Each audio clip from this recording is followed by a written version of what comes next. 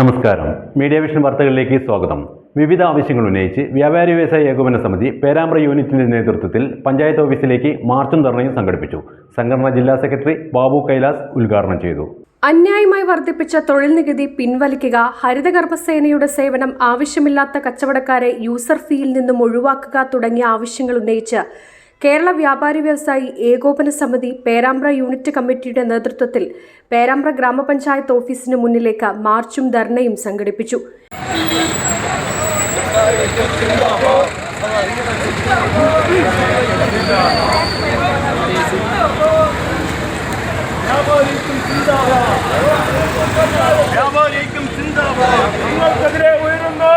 Unit general secretary OP Muhammad ചടങ്ങിൽ അധ്യക്ഷത വഹിച്ചു.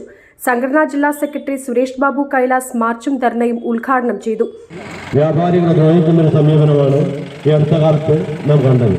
ഇതിനെതിരായി ഏകോപന സമിതിയുടെ നേതൃത്വത്തിൽ ഈ വരുന്ന 18-ാം തീയതി പാർലമെന്റിലേക്ക് മാർച്ച് നടത്തുകയാണ്. അതോടൊപ്പം തന്നെ ഇപ്പോൾ കേരളത്തിലെ മുഴുവൻ വ്യാപാരികളുടെ മേലും കൂലിന്മേൽ കുരു എന്ന പോലെ തൊഴിൽ നികുതി ക്രമാതീതമായി ഇരട്ടിയിലധികം വർദ്ധിപ്പിക്കുന്ന ഒരു സ്ഥിതിയാണ് ഉണ്ടായിരിക്കുന്നത്. അധികാരികളുടെ പലവട്ടം ഞങ്ങളുടെ ശോശാവസ്ഥ ഞങ്ങൾ ബോധ്യപ്പെടുത്തി. നിലവിലുള്ള നികുതി കുറച്ച് ഞങ്ങൾ രക്ഷിക്കേണ്ടതിന് പകരം ഞങ്ങളുടെ നികുതി ഇരട്ടിയിലധികമാക്കി വർദ്ധിപ്പിച്ചുകൊണ്ട് കുത്തക കമ്പനികൾക്കും ഓൺലൈൻ വ്യാപാരികൾക്കും പരവത് അനുവദിക്കുന്ന സർക്കാർ ചെറുകിട വ്യാപാരികളെ ദ്രോഹിക്കുന്ന ഒരു സമീപനത്തിൽ നിന്ന് പെരുമാറണമെന്നാണ് ഞങ്ങൾക്ക് ഈ അവസരത്തിൽ സർക്കാരിനോട് ആവശ്യപ്പെടാനുള്ളത്.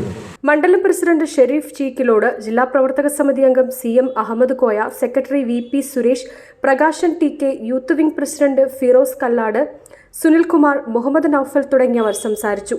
സാജിദ് ഊരാളത്ത് സ്വാഗതം പറഞ്ഞ ചടങ്ങിന് സലീം മണവയൽ നന്ദി പറഞ്ഞു. News bureau, media vision.